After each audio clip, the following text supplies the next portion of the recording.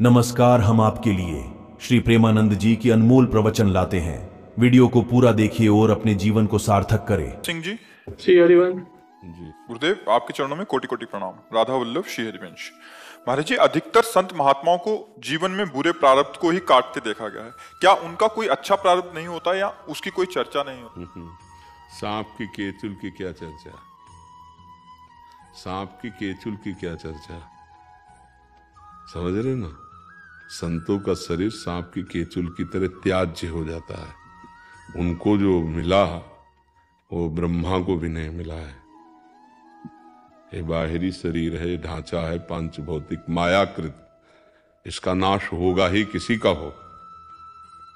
उनका आखिरी जन्म है, जो प्रारब्ध भोग है उसे हंसते हुए काट लेते हैं।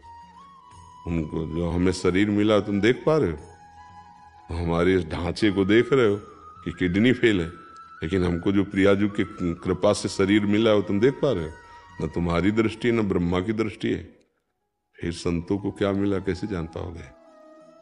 इसलिए इस देह का तब तक महत्व है जब तक परमात्मा प्राप्ति नहीं हो जाती, आत्मबोध या भाव देह की प्राप्ति, तब तक इसका महत्व है। अब अगर इससे अपनी बात बन जाती है, भगवत भजन हो जाता है, भगवत प्राप्ति हो जाती है, आत्मस्वरूप का बोध हो जाता है, या भाव देह की प्राप्ति हो जाती है, ये आज छूट जाए या कल छूट जाए, ये तो नाशवान है। अब इसी शरीर से अनेकों प्रकार के पाप कर्म और पुण्य कर्म हुए हैं पूर्व में। अब जीव का इस शरीरों से संबंध का नाश हो रहा है, और उन शरीरों को भोगवा दिया जा रहा है। कोई परेशानी नहीं। ऐसा थोड़ी कि केवल संत ही भोग भोगते हो और दूसरे को कष्ट नहीं मिलता, ऐसा नहीं। पर संतों का आखिरी जन्म होता है जो, तो इसलिए आपको विशेष दिखाई देता है, फटाफट फटाफट ये कष्ट पे कष्ट, कष्ट पे कष्ट, पर वो कष्ट नहीं होता है। कुश्ती लड़ने वाले दोनों पहलवान जब लड़ते हैं तो देखने वाले को लग रहा है बड़ी जोर का थप्पड़ मारा, बड़ी जोर का पछाड़ मारी, उसको उत्साह बढ़ रहा है। नहीं, अगर नीचे गिरा तो घुटने टेक करके पुनः उठता है और पछाड़ मारता है। लेकिन देखने वाले को भय लग रहा है, देखने वाले को ऐसा लग रहा है थप्पड़ लग रहा है, ये लग रहा है। ऐसे ही तुम्हें देखने वाले हो तो तुम्हें लग रहा है शरीर में किडनी फेल है, ये परेशानी वो परेशानी। परेशानी होने पर तुमसे संभाषण करेंगे, भागवतिक उत्तर देंगे। भगवान प्रारब्ध भी भोगवा रहे हैं और कृपा भी कर रहे हैं। रामकृष्ण परमहंस जी के गले में कैंसर था, डॉक्टरों ने कहा कि आप संभाषण नहीं करेंगे, सत्संग नहीं करेंगे, अपनी डॉक्टरी अपने पास रखो, हमारे श्वास जब तक है तब तक हम सत्संग करेंगे। सत्संग, हमारा जीवन कोई प्राकृतिक विधान से थोड़ी चल रहा है, भागवतिक विधान से चल रहा है। हाँ, प्रकृति के नेत्रों से देखोगे तो प्राकृतिक है, भागवतिक नेत्रों से देखोगे तो भागवतिक है। संतों को कष्ट शब्द से संबंध नहीं होता। हाँ, कष्ट शब्द से संबंध सांसारिक पुरुष को होता है। उसको थोड़ी अनुकूलता मिली, हर्षित हो गया, प्रतिकूलता मिली, शोकित हो गया। और संत सुख दुखे समय कृत्वा लाभा लाभो जया जयो, जय पराजय में, लाभ हानि में, सुख दुख में समान भाव। कोई प्रभाव न सुख का, न दुख का, न लाभ का, न हानि का। हाँ, अब सर्दी है तो शरीर में सर्दी लग रही है, पर उसकी व्यथा नहीं है। व्यथा होना और सर्दी लगना दोनों अलग अलग बात है। थप्पड़ मारेगा कोई, आभास है कि थप्पड़ लगा, पर उसकी व्यथा नहीं है। कोई गला काट देगा, आवाज बंद हो जाएगी, लेकिन मुझे छू नहीं सकता, हमारे स्वरूप को छू नहीं सकता। नैनम छिन्नन्ति शस्त्राणि नैनम दहति पावका, न चैनम क्लेदयन्त्यापो न शोष्यति मारुता। फिर ये क्या, रोग आदि कैसे छू सकते हैं? जब अग्नेय अस्त्र, वायवास्त्र, वरुणास्त्र हमें नहीं छू सकते, तो ये रोग आदि क्या छू सकते हैं? मकान में जाला लगा है, पड़ा रहे, छिपकली भी टहलती रहे, क्या फर्क पड़ता है? तो ऐसे ही रोग है, ये जाले हैं, इधर उधर पड़े, क्या फर्क पड़ता है? अब ये क्षमता बिना प्रभु के आ जाएगी क्या?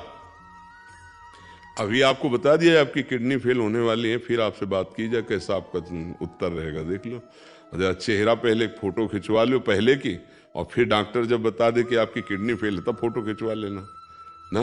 हाँ, ऐसे ही संसारी पुरुष का स्वभाव और प्रभाव होता है।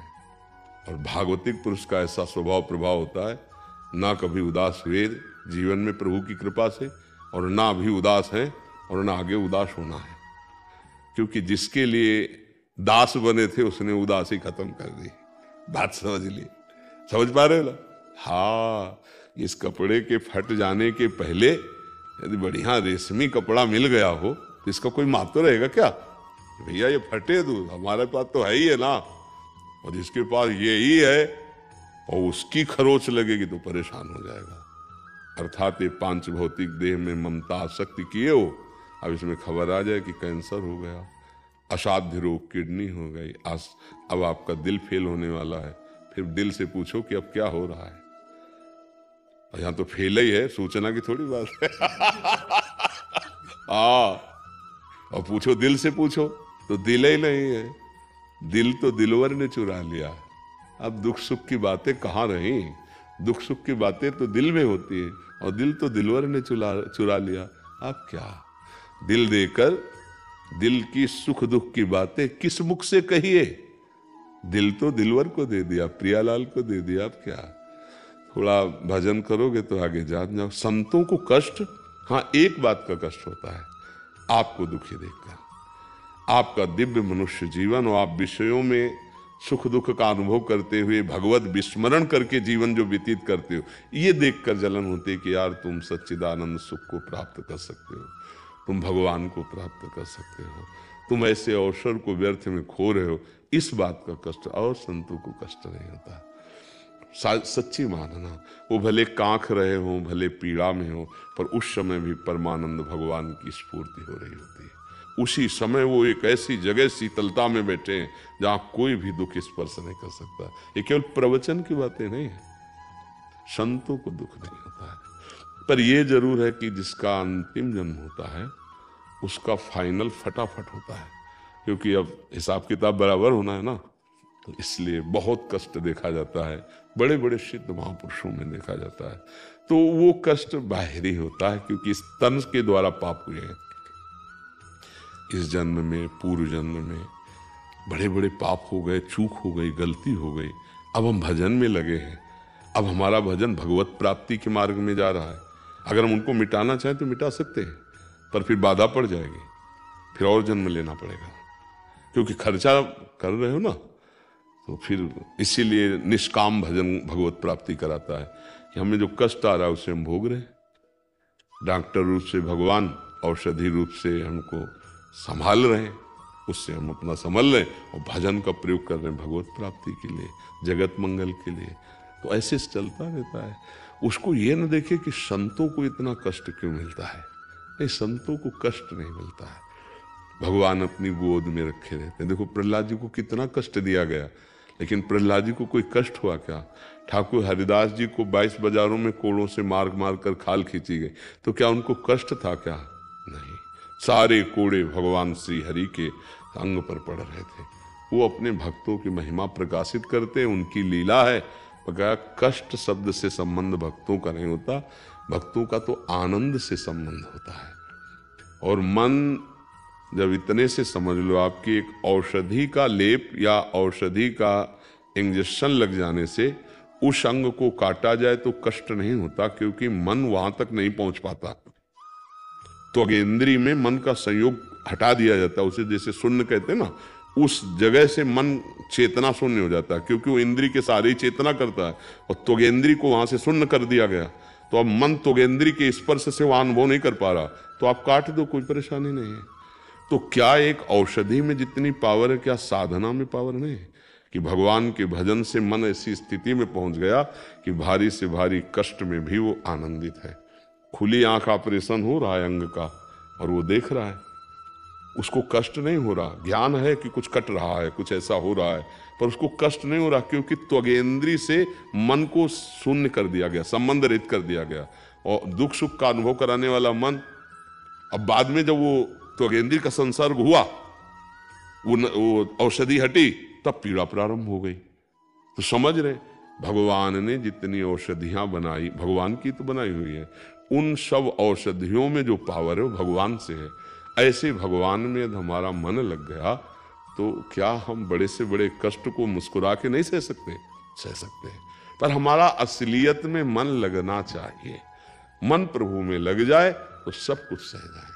ठीक है, हाँ, भगवान सहन शक्ति प्रदान करते हैं। एक बार माधवदास बाबा जी को संग्रहणी रोग, जो बार बार शौच वाला होता है, तो अब 10-20 शौच हो जाए तो आदमी ढीला ही पड़ जाए। उनके कई दिन से शौच हो रही थी, तो आंख खुली तो देखा एक नवकिशोर बालक पीताम्बर का साफा बांधे शौच की लंगोटी बार बार समुद्र से धो के ऐसे फैला रहे, सूखी लंगोटी कमर में बांध रहे। बाबा ने देखा, रे ये तो श्री भगवान है स्वयं। उनका प्रभु आप क्यों? तो बोले तुम्हारा कोई और है क्या? उनका प्रभु आपके सिवा तो कोई नहीं। तो कहा जिसका मेरे सिवा कोई नहीं होता तो मैं ही स्वयं सेवा कर। भगवान के कितने पार्षद हैं, जय विजय, कितने महान, लेकिन भगवान पार्षदों को आज्ञा नहीं की, आप स्वयं आकर। तो माधवदास बाबा ने कहा प्रभु आप प्रारब्ध नष्ट कर देते। मान लो आपको सेवा ही कर ली थी तो ये शौचे का रोग ही हटा देते। बोले नहीं, सिद्धांत का पालन करना है। हम तुम्हारी सेवा कर लेते हैं, तुम प्रारब्ध भोग लेते हो, शरीर छूटेगा, हमारे धाम आ जाओगे। अगर प्रारब्ध बचा तो फिर अगला जन्म होगा। इसीलिए बड़े बड़े संतों को ज्यादा से ज्यादा यहां भोगते नजर आया जाता है, क्योंकि उनका आवागमन चक्र का हिसाब एकदम खत्म।